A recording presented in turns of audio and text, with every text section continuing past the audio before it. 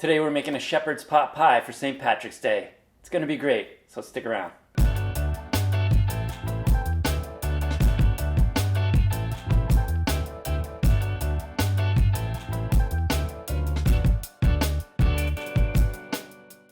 We're going to start here with a little olive oil in a pan over medium heat. To that, we're going to add a pound of ground lamb. And if you've never seen one of these meat mashers before, these are surprisingly amazing. They make breaking up ground meat so much easier. I don't know how I lived without one for so long.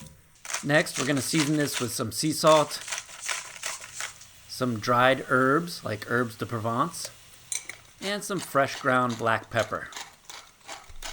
And then just stir this all together while we brown the meat. Next, we're going to add the mirepoix, which is diced onion, carrot, and of course, celery. We'll stir these all together, and while the meat browns, the vegetables will soften up. And a few minutes have gone by. You can see the meat's getting nice and brown. And we're going to go ahead and add a good tablespoon or two of tomato paste. I have the squeeze tube tomato paste. It really makes life a lot easier. And we'll stir that in to incorporate it. And then we'll add in about 2 to 3 cloves of minced garlic. We'll stir that in as well. And now we'll re-season with some salt, pepper, and dried herbs. Then after a good stir, it's time to add in some Worcestershire sauce. Now I really love Worcestershire sauce, so I'm adding quite a bit, but add as much or as little as you prefer. And after another minute or two, it's time to add the beef broth or beef stock. I'm using broth in this case. So I'm going to use quite a bit of this beef broth, maybe about 3/4 of this 32-ounce container. And I'm going to keep some in reserve just in case I want to add some more later on in the cook.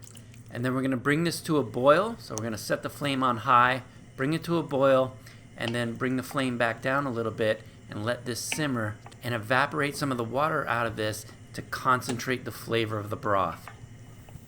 And here we are a few moments later. You can see how it's really steaming. So all that water is coming out of there and really concentrating those flavors. This is going to be delicious. Now, one thing I like to do, which is sort of optional, is add some of this browning seasoning. So browning will take the color. You see how it's a little bit red here from the tomato paste? The browning, and you don't have to add too much, just a little bit. This will give it a nice, deeper, richer color. And a lot of Caribbean recipes use this. And my wife, she's Caribbean, so I got this from watching her cook. It does have a bit of a Worcestershire flavor, but really I just use it for the nice, rich color. And then, of course, no self-respecting shepherd's pie would be complete without some peas. And here I am adding some frozen peas to the mixture. And then we'll stir in those peas and give them a chance to cook and let this mixture come back up in temperature, recovering from the frozen peas. And onto the pie crust. You can see I'm using store-bought. Feel free to make your own pie crust. I find these are pretty good, but feel free to make your own if you're feeling ambitious. 2 pie crusts come in each box. The first pie crust goes on the bottom. That's your bottom layer.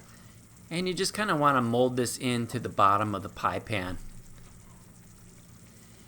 And after a moment or so, you get it to look pretty nice. You can see this store-bought one has a tear in it, but that's okay. It'll still taste good.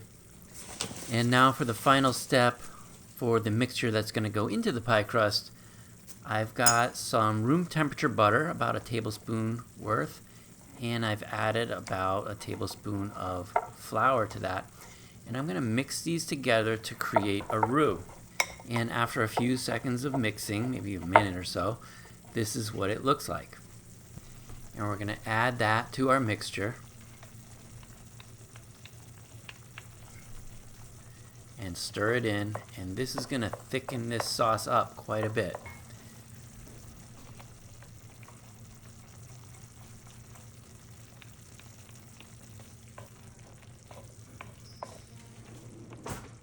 And then we'll give this a taste. And we are good to go. And now we're going to spoon the filling into the pie crust, making sure to distribute the filling evenly throughout the entire pie.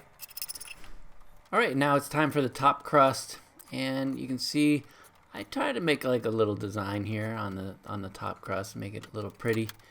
And then you want to add a couple of slits to the top as well to let some steam escape as it cooks in the oven. And there you have it. Our shepherd's pot pie is ready for the oven. And into the oven it goes, 400 degrees Fahrenheit for about 20 minutes. You definitely want to check on it at 20 and take it out of the oven when the crust is golden brown. And here we are 20 minutes later, and we are looking good. The pie crust is perfect, and the slits, they look really cool. The design is nice. Everything just looks great. And I gotta tell you, this smells wonderful. We've got shepherd's pot pie, fresh out of the oven, right in time for St. Patrick's Day. Okay, so now for the taste test, the best part of the day.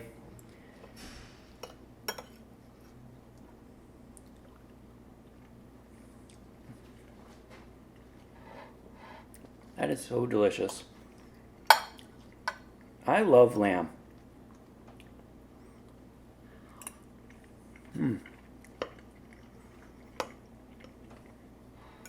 It's such a nice departure from beef. And with the pie crust, the peas, the carrots, the celery, the onion, the Worcestershire sauce, everything just comes together and makes for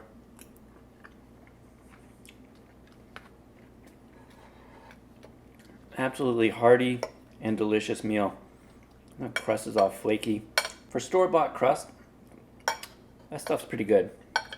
But the lamb is the star of the show.